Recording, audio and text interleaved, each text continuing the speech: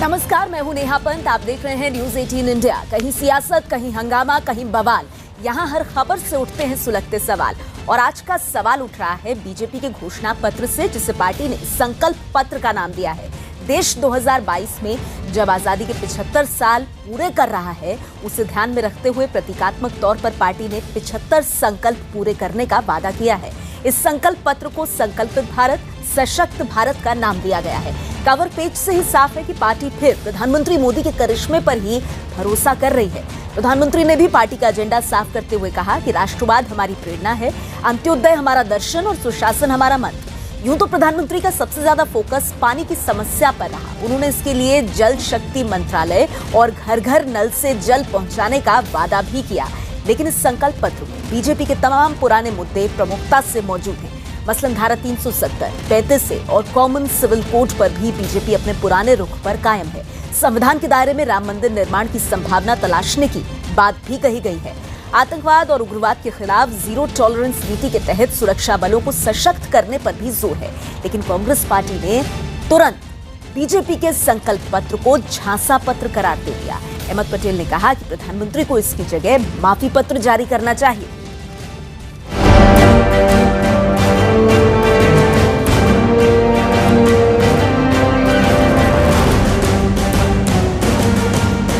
Manifesto में 3 प्रमुख बातों का उल्लेख किया गया है और उसी के आसपास हमारा पूरा ये डॉक्यूमेंट तैयार हुआ है।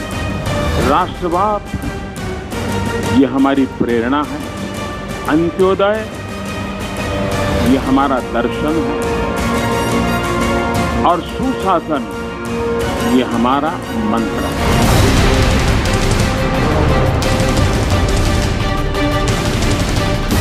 देश के सामने आजादी के जब 75 साल समाप्त होंगे 2022 में, तब देश कैसा हो इसका एक विजन रखा और वो विजन के हिसाब से 2022 में हम 75 साल के समय 75 संकल्प लेकर देश की जनता के सामने जा रहे हैं। हमारा संकल्प पत्र पिछले 5 वर्षों की उपलब्धियों को आधार माने अगले 5 साल में हम आगे ले जाने के लिए देश को हम अपना यह दृष्टि पत्र आज प्रस्तुत हम लोगों ने किया है।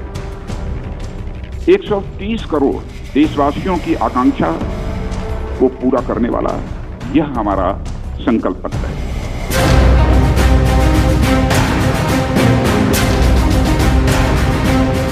This manifesto, in a season of manifestos, is not prepared with a tukade mindset. It's not even prepared with an Ivy League mindset. This has been prepared with a strong nationalist vision.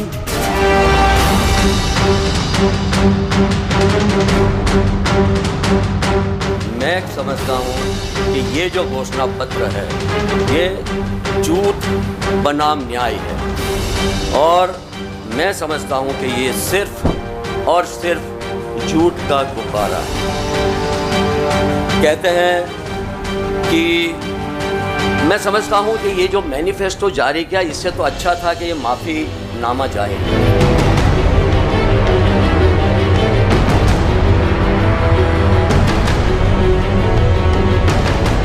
फिर एक बार उन्होंने किया झांसा पत्र तैयार।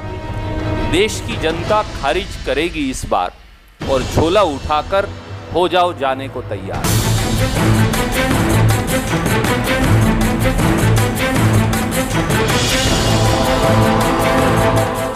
तो सच क्या है, झूठ क्या है, ये केवल यही लोग जानते हैं। लोगों को दिलासा देना, ठीक है ना, भावनात्मक रूप से लोगों को एक दूसरे से झगड़ा करवाना, इनका जो हाईवे है ना वो हिंदुत्व का हाईवे है। वो हिंदुत्व के हाईवे पे चल रहे हैं।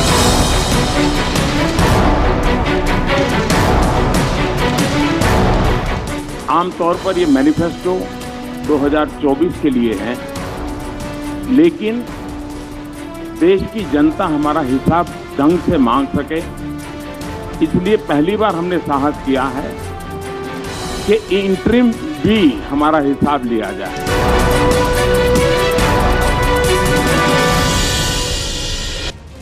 तो आइए आपको बता दें आज का सुलगता सवाल। क्या बीजेपी का संकल्प पत्र कांग्रेस के घोषणा पत्र न्याय से बेहतर है?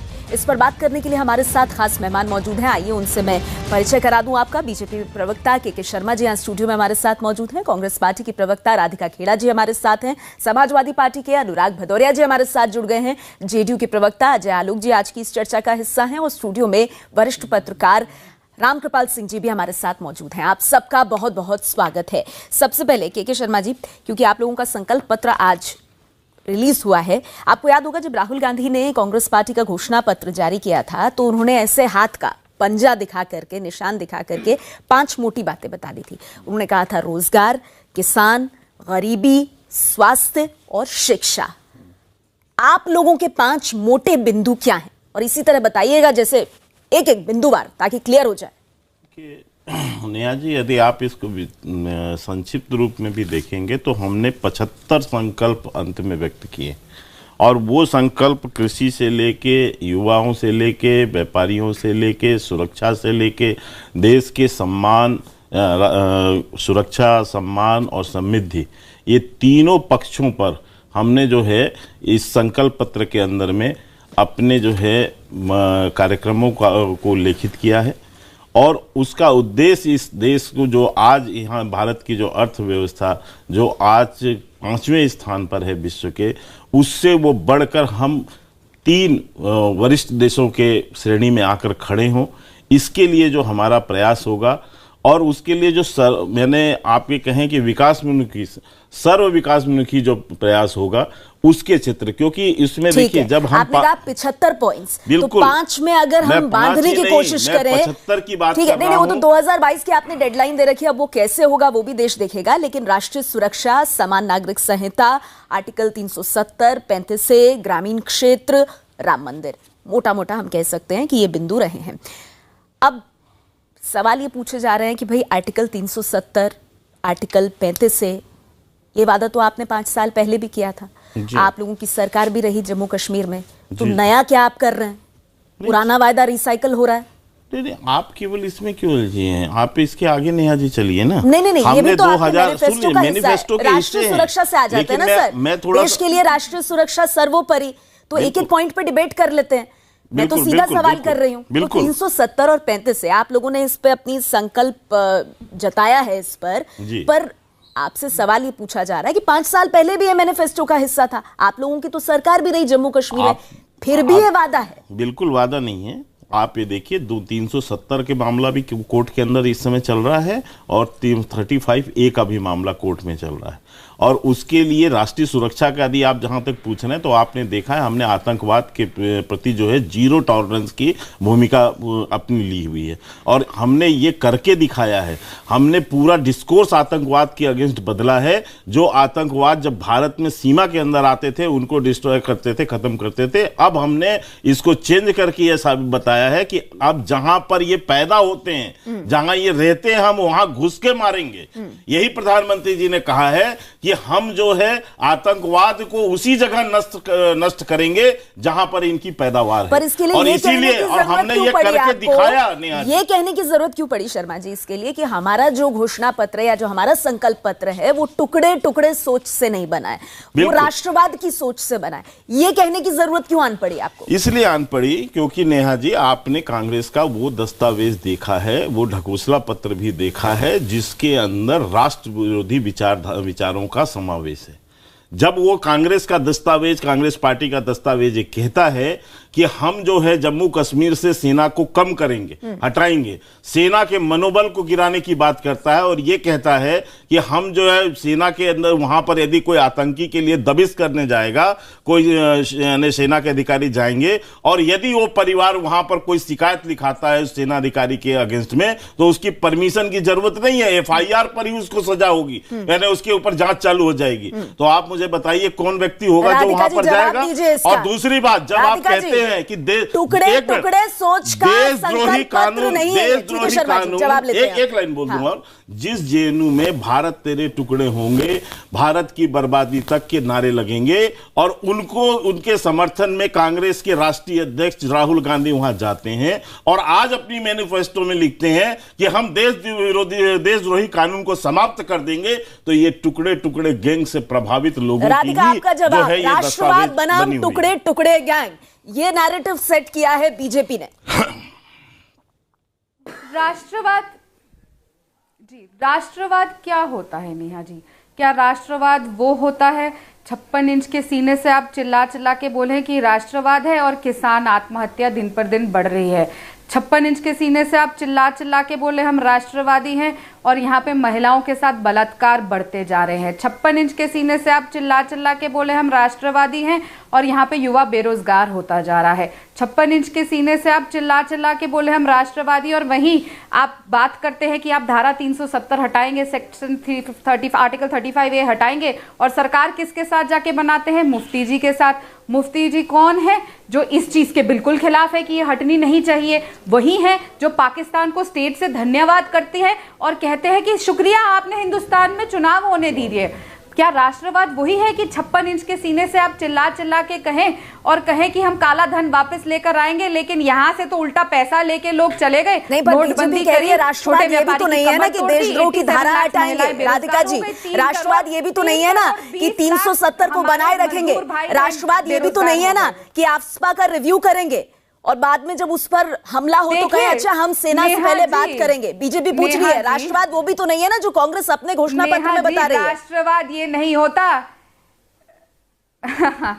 नेहा जी आप एक वरिष्ठ पत्रकार है, आपसे पूछना चाहूंगी क्या राष्ट्रवाद ये होता है कि प्रधानमंत्री जी, इस देश के प्रधानमंत्री, इस देश को धोखे में रख के बिना बताए शादी की दावत बिन बुलाए मेहमान बन के जाएं, पाकिस्तान में अपना प्लेन उतार दे और वहां पे केक खा के आए? क्या राष्ट्रवाद वो होता है जब आपको बदले में मिलता है पठानकोट, आपको बदले में मिलता है गुरदासपुर और आप आईएसआई को स्वयं जो टेररिज्म फैलाती है उसको अपने देश में न्योता दे और उसके बाद उसी रूलिंग पार्टी के राष्ट्रीय अध्यक्ष बोले कि धन्यवाद आपने बहुत अच्छी तहकीकात करी है? राष्ट्रवाद नहीं होता, ये देशद्रोह होता है। देशद्रोह वही होता है जब आप देश के साथ कांग्रेस पार्टी कह रही है पीडीपी के साथ सरकार बनाएंगे, फिर कहेंगे 370 और 35 से हटाएंगे। मैं नेहा जी एक बात बता देता हूं आपको, इस पीडीपी के साथ 2004 से लेके 2009 तक कांग्रेस जो है सहयोग करके उनके समर्थन से अपनी सरकार चलाई, पहले नंबर 1। लेकिन इनको एक बात का जवाब देना चाहिए कि अभी एक सप्ताह पहले इनके जिन्होंने गठबंधन किया है कश्मीर में किससे के साथ में? एनसी से, उमर अब्दुल्ला जी की पार्टी से। और उमर अब्दुल्ला वहां क्या कह रहे हैं कि इस देश में 2 प्रधान, 2 निशान और 2 विधान जो है कश्मीर के अंदर होने चाहिए, यानी यहाँ का वजीर आजम अलग होना चाहिए, यहाँ का कानून अलग होना चाहिए। आज चीख चीख के वो बयानबाजी कर रहे हैं और उनके साथ ये जम्मू कश्मीर में गठबंधन करके ये चुनाव लड़ रहे हैं और एक शब्द आज तक कांग्रेस पार्टी के किसी नेता के मुंह से नहीं निकला। क्या आप उसका समर्थन कर रहे हैं वहां पर? और उसी के लिए मैं कह रहा हूं कि ये मूक समर्थन है कांग्रेस पार्टी का इस बात का कि जो कश्मीर को अलग करने की बात, जम्मू कश्मीर को अलग करने की बात अब्दुल्ला परिवार कर रहा है। आज उसका मुख्य समर्थन इस बात से कर रहे हैं कि सेना को हम वहां से हटा लेंगे, सेना को कार्रवाई नहीं करने देंगे, वहां पर हम आफ्स्पा को हटाएंगे, ये कह के उमर अब्दुल्ला और फारूक अब्दुल्ला के उस देश विरोधी षड्यंत्र का समर्थन कर रही है तो आज कांग्रेस कर रही है। राधिका जी, आपने आईना लगातार दिखाया बीजेपी को, मेरे सवाल का जवाब नहीं दिया। उन्होंने पीडीपी के साथ सरकार बनाई, वो पीडीपी जो लगातार अलगाववादियों के समर्थन में रहती है, गलत है वो बात कही, मानी मैंने। बयान देखिए, लेकिन राधिका जी अगर मैनिफेस्टो में कहा जाए कि हम देशद्रोह का कानून हटाएंगे तो वो कहां से राष्ट्रवाद है? नहीं, राधिका जी सवाल यहाँ मैं पूछूंगी, आप जवाब भी देंगे मेरे किसी सवाल का। मैं कह रही हूँ अगर मैनिफेस्टो में राष्ट्रवाद की धारा हटाएंगे कहा गया है देशद्रोह की, ये कौन सा राष्ट्रवाद है? इसी का जवाब दे दीजिए जी। देखिए, देशद्रोह के केस तो महात्मा गांधी जी पे भी लिखे थे। हमने देखा था अंग्रेजों के जमाने से कैसे इस धारा को किस तरीके से तोड़ मड़ोड़ के किया जा रहा था।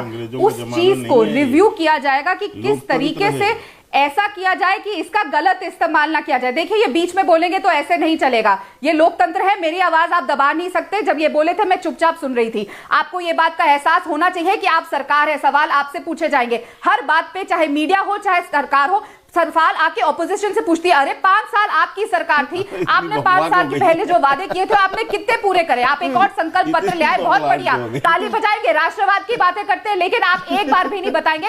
और प्रधानमंत्री जी ने भी एक बार भी चर्चा नहीं करी कि 5 साल में उन्होंने कितने वादे पूरे करे। हंसने के लिए तो हम भी हंस सकते हैं, लेकिन रोज बता रहे हैं साहब, चैनल के अंदर रोज अपनी रैलियों में बोल रहे हैं। और आज भी हमने जब घोषणा पत्र जारी किया तो हमने तमाम अपनी योजनाओं का उल्लेख किया है। लेकिन आप तो बताइए, आप उमर अब्दुल्ला के बयान का समर्थन करती है या नहीं करती? इस बात को बताइए। क्या कश्मीर में 2 विधान होने चाहिए? क्या कश्मीर में 2 विधान प्रधान होने चाहिए?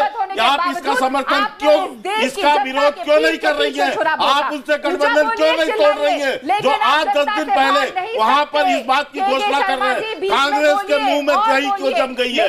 कांग्रेस देश विरोधी विचारों के साथ आज क्यों खड़ी है? इस बात का जवाब कांग्रेस पार्टी को देना होगा। जो वादे किए एक भी पूरा नहीं किया। आप उमर अब्दुल्ला के उस बयान का समर्थन करते हैं या विरोध करते हैं? आप गठबंधन हटा रही है या नहीं हटा रही है? अभी गठबंधन खत्म हो रहा है आपके नहीं, 2 सीटें आप बाकी मुद्दों पर भी आएंगे। ये देश विरोधी पार्टियों, सिर्फ राष्ट्रीय सुरक्षा की बात नहीं है, मुद्दे बाकी भी हैं। ठीक है राधिका जी और शर्मा साहब, 1 मिनट। अनुराग भदौरिया जी, मैं आपके पास आना चाहूंगी। राष्ट्रीय सुरक्षा के मामले में दोनों मैनिफेस्टोज आपने देखे, बीजेपी का संकल्प पत्र देखा, कांग्रेस पार्टी का घोषणा पत्र देखा, जिसको वो कहते हैं हम निभाएंगे। अब मुझे ये बताइए, राष्ट्रीय सुरक्षा पर कांग्रेस का घोषणा पत्र ज्यादा रास आया है अनुराग भदौरिया को या बीजेपी का? देखिए, मैं आपको एक बात बहुत साफ साफ बता दूं, इनके घोषणा पत्र में कुछ तो नया था नहीं। एक चीज नई जरूर थी कि घोषणा पत्र से आडवाणी जी की फोटो गायब थी, राजनाथ सिंह जी की फोटो गायब थी और मुरली मनोहर जोशी जी की फोटो गायब थी। 3 लोगों की फोटो तो इन्होंने गायब कर दी। ये इन्होंने घोषणा पत्र में नया किया। और बात बाकी जो इन्होंने बोला था, इनसे पूछना चाहता हूं, तो इनका जो घोषणा पत्र है उसको आपके बीच में बोला नहीं है। आप कम से कम संभल के बैठिए। हर एक के बीच में बोलेंगे, कौन है आप भाई? हर एक के बीच में बोलेंगे, ये क्या बात हुई? मैं आपके बीच में बोला क्या? इतनी सभ्यता तो सीखिए कि आपको यही संस्कृति भारतीय जनता पार्टी सिखाई है कि दूसरों के बीच में बोलना है। राधिका जी बोले थे तो बोल रहे थे, हम बोल रहे हैं तो बोल रहे हो। इसके मतलब आपके अंदर कितनी बेचैनी, हार की बेचैनी मत रखिए। 23 तारीख के बाद वैसे ही आपको घर बैठ जाएंगे, तो आप तब तक तो चुप रहिए कम से कम। देखिए, मैं आपको बता दूं, इन्होंने क्या बोला था। इनका 2014 का घोषणा पत्र बताऊं इनको। 2014 में इन्होंने, इनका ये खोखला पत्र है, घोषणा पत्र नहीं। 2014 में इन्होंने महिला रिजर्वेशन की बात की थी, क्या कर दिया? इन्होंने स्मार्ट सिटी की बात की थी, क्या हो गया? इन्होंने काले धन लाने की बात की थी, तो क्या हो गया? इन्होंने पुलिस स्टेशन, महिला पुलिस स्टेशन की बात की थी, क्या महिला पुलिस स्टेशन बन गई? इन्होंने बेटी बचाओ बेटी पढ़ाओ का इन्होंने क्या कहते हैं नारा दिया था, क्या हो गया? डिजिटल इंडिया बनाने की बात की थी, क्या हो गया? ये वो लोग हैं, गंगा साफ करने की बात की थी, क्या कर दी? 370 की बात की थी, कर दी। मंदिर की बात की थी, कर दी। ये वो लोग हैं जो खोखले वादे करते हैं। 2014 में जो वादे किए थे 19 तक नहीं किए, 19 में दूसरी चीजें बात करने लग गए। ध्यान भटकाओ, ये ध्यान भटकाओ पार्टी है। और 2019 की बात 2022 में करेंगे, तो क्या 5 साल तक माफी मांग लेते? ये तमाम हमले किए जा रहे हैं विपक्ष द्वारा, कांग्रेस भी यही हमले कर रही है और समाजवादी पार्टी को बढ़ावा दे रहे थे।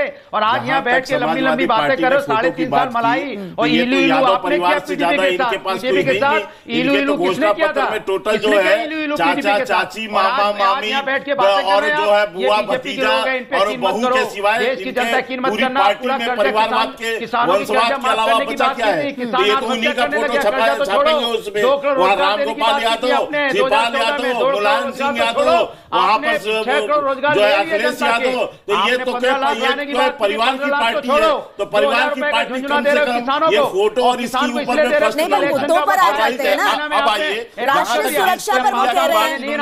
मैं आपको इतना आपको बता देना चाहता हूँ डिजिटल इंडिया के संदर्भ में कि 2014 में जब हमारे पास हम सरकार में आए थे 2014 में, भदौरिया सुन लीजिए, सवाल उठाए आपने, आप सुन लीजिए। आज कह रहे हो हम दोगुनी कर देंगे 2022 में। ठीक है भदौरिया जी, हो जाते हो आप। जब भी बहुत सवाल उठाए आपने, आप जवाब तो लीजिए उनका। 5 साल छोड़ के 5 साल आगे बढ़ जाते हो। ठीक है, जवाब तो लीजिए। मेरे सवाल का जवाब नहीं दिया आपने। मैंने कहा राष्ट्रीय सुरक्षा पर किसका घोषणा पत्र आपको बेहतर लगा? आप उस पर बच के निकल गए। राष्ट्रीय सुरक्षा पर तो ये सबूत मांगने वाली पार्टी है, ये क्या जवाब दे पाएंगे? इनके नेता तो सेना पे प्रश्न उठा रहे हैं, इनको तो सेना का भी राजनीतिकरण चाहिए। उसमें भी ये अभी इन्होंने क्या घोषणा किया कि अहिर बटालियन बनना चाहिए। अब ये तो पूरा ये जाति के आधार पर इनकी तो पूरी राजनीति जो है जातियों पर सिमटी पड़ी हुई है। जाति के अलावा इनके पास बचा क्या है? इनके घोषणा पत्र में जो है सारे कुछ, या तो आप मुस्लिम तुष्टीकरण की बात करो इनसे। मेट्रो हमने चला के दिखाई, तुष्टिकरण की बात करेंगे। कल ही रैली में इनके नेता मुस्लिम तुष्टिकरण की बातें कर रहे थे, जो इनके गठबंधन के नेता आज चुनाव आयोग का नोटिस आप शोर बहुत करते हैं। अरे कम से कम घोषणा पत्र पे तो शांति से चर्चा कर लीजिए। इसी घोषणा पत्र को पढ़ करके समझ करके लोग अपना मन बनाएंगे। लगातार चिल्लाने से कुछ नहीं होगा ना। आप सबके पास माइक है, क्यों चिल्ला रहे हैं? घोषणा पत्र पे तो शांति से चर्चा कर लीजिए। मैं तो उन्हें भी रोक रही हूँ, आपको भी रोक रही हूँ। दिक्कत यह है कि सवाल का सीधा जवाब कोई नहीं देता। अजय आलोक जी, मैं आपके पास आना चाहूंगी। अभी अनुराग भदौरिया से मैंने बहुत, ठीक है भदौरिया साहब,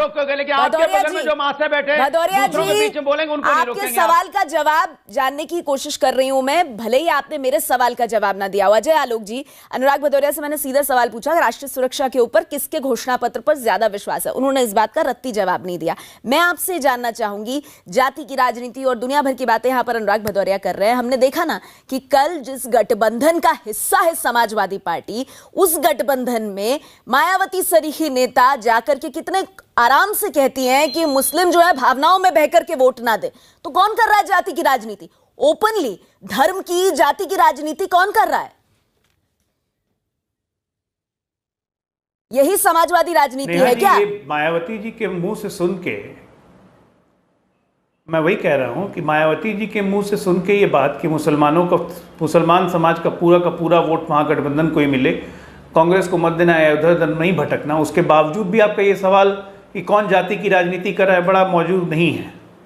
ये सिर्फ जाति की नहीं है, सिर्फ धर्म की, जाति की, जिस तरह की राजनीति हो सकती है उस तरह की राजनीति करेंगे। आपने अनुराग भदौरिया से सवाल पूछा, उन्होंने जवाब नहीं दिया, इससे उसका कारण है। कारण ये है कि अनुराग भदौरिया की जो सुपर बॉस थे मुलायम सिंह यादव जी, पूछो तो सही, उन्होंने सिमी के बैन को लेकर के रोक दिया था कि आतंकी लड़के नहीं है। बीच में मत बोलिए ना, बीच में मत बोलिए। अब बीच में क्यों बोल रहे हैं? साची महाराज अब बीच में क्यों बोल रहे हैं? बेचैनी किसकी दिख रही है? बात करते सुना दीजिए। अब बेचैनी किसकी दिख रही है? आप बीच में बोलने लगे। नेहा जी, ऐसे तो डिबेट नहीं होगा ना, इनको थोड़ा विकास ही की नाम मैंने तो विकास भी नहीं रखे, लखनऊ नोएडा एक्सप्रेसवे नहीं है। अरे अनुराग जी जवाब बोल रहे थे, अजय आलोक नहीं बोले, थोड़ा शिष्टाचार दिखाइए सर। मैं फिर आपके पास आ जाऊंगी, बोलिए अजय आलोक जी। हम उनसे लिबर्टी ले सकते हैं बोलने की, लेकिन हम के शर्मा से नहीं ले सकते, अजय आलोक जी से ले सकते हैं, क्योंकि अजय आलोक जी कह रहे हैं आपको कि उनको सुन लीजिए। अनुराग जी मैं कंप्लीट कर लूं फिर आपको बोलता हूं। आग लगी है अनुराग जी को। मेरी दूसरी बात यह है कि हर पार्टी अपना अपना घोषणा पत्र लाती है और घोषणा पत्र के प्रमुख बिंदु उसकी मेन आइडियोलॉजी को डिफाइन करते हैं। अगर भारतीय जनता पार्टी अपने घोषणा पत्र के प्रथम बिंदु राष्ट्रवाद पे रखती है तो उससे कांग्रेस को, समाजवादी पार्टी को क्या परेशानी है? किसी हिंदुस्तानी को क्यों परेशानी होगी? बहुत अच्छी बात है, राष्ट्रवाद अगर प्रथम बिंदु है। मैं तो कहता हूं कि तमाम पॉलिटिकल पार्टीज का इस देश में पहला मुद्दा तो राष्ट्रवादी होना चाहिए, क्योंकि सब राष्ट्रवादी हैं। अनुराग भदौरिया मेरे मित्र हैं, इतने राष्ट्रभक्त है हमारा तो देश के खिलाफ नहीं सुन सकते हैं। अलग बात है कि मुलायम सिंह सिमी आतंकवादियों को बैन करने से मना कर देते हैं, लेकिन क्या हम तो नेता की बात सुनिए। हम तो पूरे कांग्रेस पार्टी आजादी के इतिहास में इतना बड़ा इतिहास है, राष्ट्रवाद के नाम पे ऐसे भड़कती है जैसे सांड को लाल कपड़ा दिखा दिया गया। भाई राष्ट्रवाद से परेशानी क्या है? बीजेपी के लोग बताएं अगर राष्ट्रवाद है तो परेशानी क्या है? जरा बता दे। राष्ट्रवाद नहीं तो क्या पाकिस्तानवाद रखेगा? कितने लोग हैं? मोदी जी बता दें उनके घर में कितने लोग फौज में हैं? हम भी जानना चाहते हैं कि भैया इनके कितने लोग फौज में हैं? कितने लोग फौज में शहीद होते हैं? जरा बता दे। क्या करें? राहुल गांधी जिंदाबाद के नारे पाकिस्तान में लगते हैं, मीडिया कांग्रेस की ज्यादा प्रमुखता से दिखाती है, पाकिस्तानी मीडिया। अखिलेश को इसी बात की जलन हो गई क्या, और इसलिए गठबंधन तोड़ लिया? नहीं जीवन भर पाकिस्तान पाकिस्तान हम करते रहे। हम तो राष्ट्रवाद की बात करते हैं, चल रही है हम तो राष्ट्रवाद में राष्ट्रवाद से समस्या क्या है? बात करते हैं, वो भी राष्ट्रवाद है। समाजवादी किसान आत्महत्या करता है उसकी बात करते हैं, वो भी राष्ट्रवाद है। महंगाई बढ़ी है जिससे घर की मां बेटी आत्महत्या कर रही, वो भी राष्ट्रवाद है। उनकी आत्मा का सम्मान करना, उनकी आबरू बचाना, महिला का सम्मान बचाना भी राष्ट्रवाद है। दोनों के पास ले जाऊंगी। अनुराग भदौरिया जी अभी भी रोजगार, किसान, उन्हीं मुद्दों की बात कर रहे हैं जिन मुद्दों पर मैं आऊंगी, क्योंकि घोषणा पत्र की, संकल्प पत्र की चर्चा हो रही है तो ग्रामीण अर्थव्यवस्था की भी बात होगी, बात रोजगार की भी होगी अनुराग भदौरिया। लेकिन हर सवाल का जवाब एक ही नहीं हो सकता ना अनुराग जी। जो सवाल पूछो उस पर रोजगार रोजगार रोजगार नहीं कर सकते ना। रामकृपाल जी मैं आपके पास आना चाहूंगी। बीजेपी के संकल्प पत्र को आप कैसे देखते हैं? क्या न्यू इंडिया का विजन नजर आ रहा है इसमें आपको? लेकिन राष्ट्रवाद से नाटक करने से नहीं होता है। भदौरिया साहब बारी रामकृपाल जी की है, कम से कम उनके सम्मान में उनको बोलने का मौका दीजिए। शुक्रिया आपका रामकृपाल जी। देखिए मैं ये मान के आया था कि मैनिफेस्टो पर बात होगी। 25 मिनट हो गए, मुझे लगा कि ठीक है, राष्ट्रवाद या राष्ट्रीय सुरक्षा एक मुद्दा है, बड़ा मुद्दा है।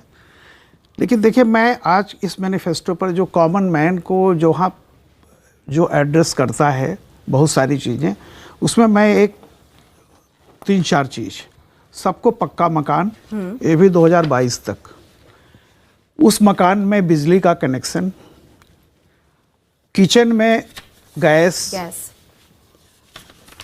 और ये जो चीज़ें, और नल का पानी, साफ पीने का पानी, अगर हिंदुस्तान के हर घर में पहुंच जाए तो मैं समझता हूं कि बहुत बड़ा हिंदुस्तान में क्रांतिकारी बदलाव आएगा।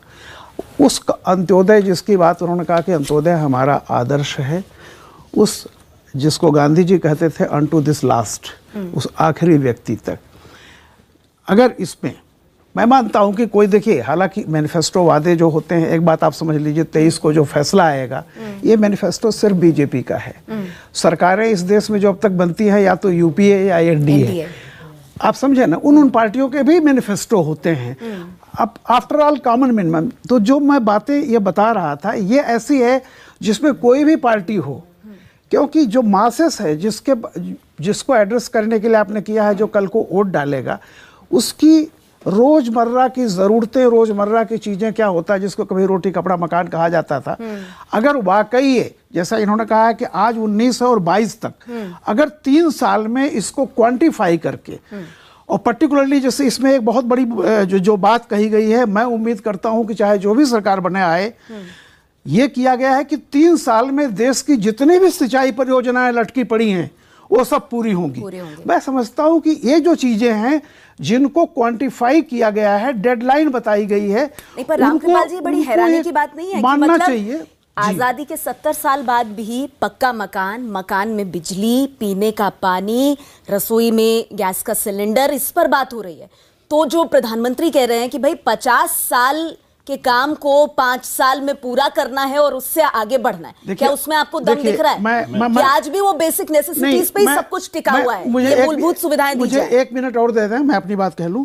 आज तक जितने भी मैनिफेस्टो आज़ादी के बाद से आए हैं, वो सबको लेकर के ये नहीं हुआ है कि इस डेडलाइन तक सबको करेंगे। ये होता है इतने घरों में बिजली पहुंचाएंगे, इतने लोगों को शौचालय बनवाएंगे, इतनों का वो होगा। लेकिन अगर जो ये किया गया, मैं फिर कहता हूं, मैं कोई बीजेपी का सिर्फ नहीं कह रहा हूं, बहुत क्रांतिकारी लक्ष्य है। अगर जिस दिन हिंदुस्तान में हो जाएगा कि ऐसा कोई घर नहीं है जो पक्का नहीं है, ऐसे कोई घर नहीं है जिसमें बिजली नहीं है, ऐसा कोई घर नहीं है जिसमें रसोई गैस नहीं है, और ऐसा कोई घर नहीं है जिसमें नल का पानी नहीं जाता है, मैं समझता हूं कि ये हिंदुस्तान के अगर अंतिम व्यक्ति तक ये चीजें पहुंचे जिसका टारगेट रखा गया 2022 तक, तो बहुत बड़ी चीज होगी, बशर्ते ये हो जाए। ठीक है राधिका जी, 23 मई को क्या इसको झांसा पत्र कहना या माफीनामा बोला जाए, इसे ये कहना, क्या ये उचित होगा? ये देखते हुए कि जो बात रामकृपाल जी कह रहे हैं, भाई 50 साल तक आप लोगों की भी सरकार रही, अगर आज भी पॉलिटिकल पार्टी को अपने मैनिफेस्टो में डालना पड़ रहा है कि पक्का घर, घर में बिजली, पानी, रसोई गैस का कनेक्शन, तो कुछ गलतियां तो कांग्रेस से भी हुई होंगी ना?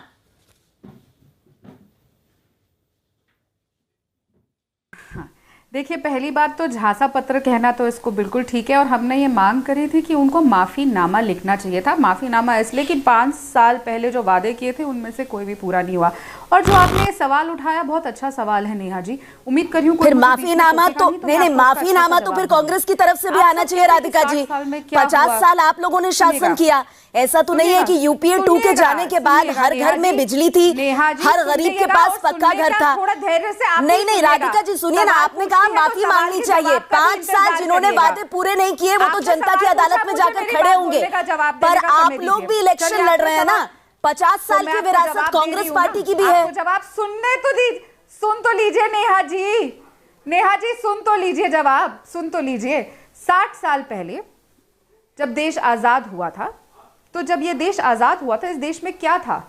आप पढ़िएगा इतिहास, इस देश में कुछ भी नहीं था। इस कुछ नहीं था ना, बिल्कुल शुरुआत से बनाया गया, building block, structure bye structure, block bye block, ये देश को बनाया गया, इस देश की नींव रखी गई, आजाद कराया गया। सबसे पहले बात, देखिए मैं बीच में नहीं बोली थी, देश जब आजाद कराया गया तो इसमें भाजपा का भी कोई और आरएसएस का कोई इसमें कोई कंट्रीब्यूशन नहीं था। चिट्ठी लिखना, माफीनामे लिखना, अंग्रेजों को कहना कि हमें छोड़ दीजिए, कंट्रीब्यूशन नहीं होता देश को बिल्ड करने में। जब एक देश की नींव रखी जाती है, जब एक देश को बनाया जाता है, बढ़ाया जाता है, तो उसमें कई चीजें आती है, कई रोड़े आते हैं, कई चीजें आती है, कई दिक्कतें आती है, कई चीजें बनती है, कई चीजें नहीं होती है। यहाँ पर सामान्य ज्ञान और फिलॉसफी की क्लास नहीं हो रही है, मैं बहुत कॉन्क्रीट आपसे पूछ रही हूँ। 1951 में अगर गरीबी हटाओ का नारा दिया गया, फिर 1971 में गरीबी हटाओ का नारा दिया गया, और अगर आज न्याय के जरिए गरीबी पर वार करने की बात हो रही है तो कांग्रेस से सवाल ना पूछा जाए। आप कह रही हैं 5 साल सरकार ने वादे पूरे नहीं किए, 5 साल माफीनामा लिखे सरकार, तो जो 50 साल तक राज करके गए वो कब मांगेंगे माफी? अजय आलोक जी, क्योंकि जो 50 साल राज करके गए वो बिल्डिंग ब्लॉक्स बना करके गए। यूपीए 2 के बाद क्या देश चमक रहा था? क्या उस चमक की ही सजा कांग्रेस को 44 सीटों के साथ मिली? नहीं राधिका जी, यहाँ फिलॉसफी की क्लास के लिए नहीं बैठे हैं मैम, सामान्य ज्ञान यहाँ सबका सही है। जनता को जितनी आप नागरिक हैं इस देश की उतनी मैं भी हूँ, तो ये नसीहत मत दीजिए कि इतिहास पढ़कर आइए। ऑपोजिशन के लिए इतिहास पढ़कर, ऑपोजिशन क्या होता है मैम?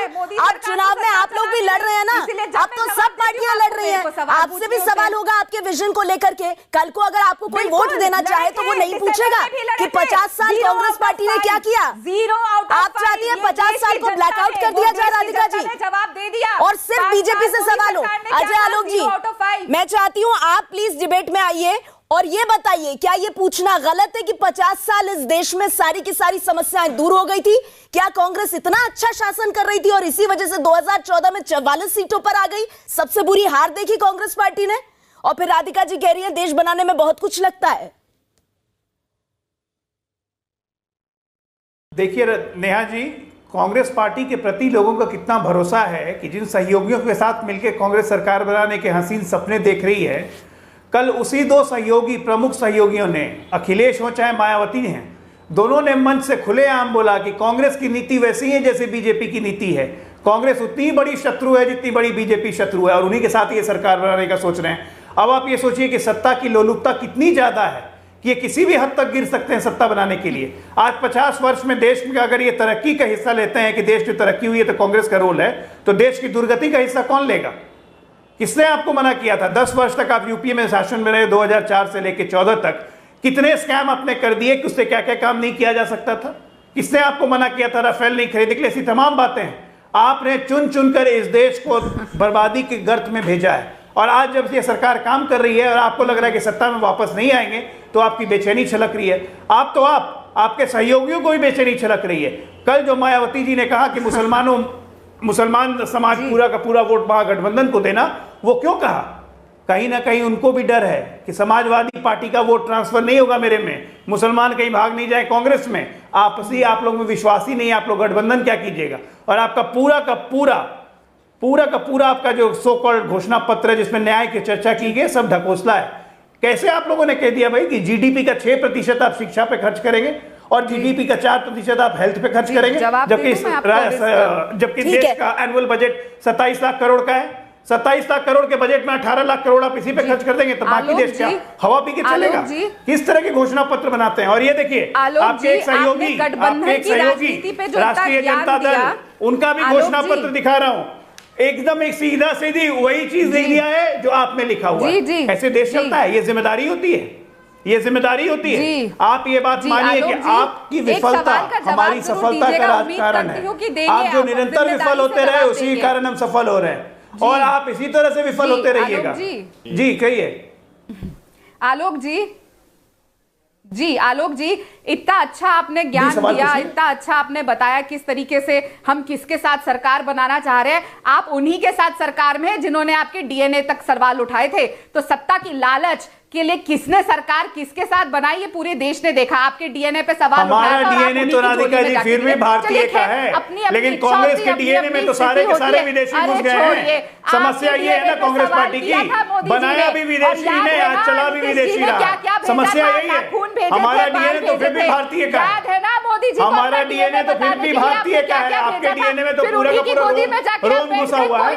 सत्ता की अपने डीएनए की चिंता कीजिए, आपका जेनेटिक स्ट्रक्चर ही खराब है। समझ सकते हैं कि सरकार देखिए, आप मुद्दों पे बहस नहीं कर सकती है, तो आप डीएनए में बात करें। मैं जरा वापस मुद्दों पर आऊंगी, संकल्प पत्र के मुद्दों पर आऊंगी। राधिका जी, मैं आपके पास आती हूँ, अजय जी आपके पास भी आऊंगी, शर्मा जी आपका भी मैं रुख करूंगी, लेकिन उससे पहले अनुराग भदौरिया जी संक्षेप में मुझे ये बताइए, मेरा अभी जो दिमाग है ना, ये उस मुद्दे से आगे बढ़ा नहीं है। जो बात रामकृपाल जी ने कही कि जो चीज संकल्प पत्र में है उसे जो भी सरकार आकर के पूरा करे, 70 वर्ष बाद भी अगर हम ये कह रहे हैं कि घरों में साफ पीने का पानी देंगे, तो 50 साल जिस पार्टी ने राज किया, क्या ये सवाल नहीं होना चाहिए उस पार्टी से कि पीने का पानी नहीं दे पाया? तो ये सवाल भी, हाँ, तो ये सवाल भी होना चाहिए कि 1999 से लेकर 2019 तक 20 साल की सरकार में 10 साल बीजेपी की रही है नेहा जी, तो क्या 10 साल की जिम्मेदारी भारतीय जनता पार्टी नहीं लेगी? क्यों नहीं होनी चाहिए? बिल्कुल होनी चाहिए। 2014 में जब मैं बात कर रही हूँ सरकारों की, तो 10 साल बीजेपी की, 50 साल कांग्रेस पार्टी की। अरे भदौरिया साहब, आप 50 साल को ब्लैकआउट क्यों कर रहे हैं? मैं तो सीधे कह रही हूँ 10 साल बीजेपी के, मैं 1 मिनट नहीं, 5 साल मोदी सरकार, उससे पहले 10 साल यूपीए, उससे पहले अटल बिहारी वाजपेयी की सरकार, और उससे पहले कांग्रेस पार्टी की सरकार या कांग्रेस समर्थित सरकार है। 12,000 कश्मीरी पंडित को हम कश्मीर ले जाएंगे वापस, क्या 12,000 कश्मीरियों को, पंडितों को वापस ले गए? फिर दोबारा कश्मीर मुद्दे पे आ गए, फिर 317 हटाने की बात की थी, फिर दोबारा 370 पे आ गए। यूपीए में थी, इसीलिए जवाब देने से बच रहे हैं। पार्टी तो 2047 की बात कर रही है नेहा जी, ये तो 2047 तक की बात कर रही है। याददाश्त इतनी कमजोर क्यों हो जाती है?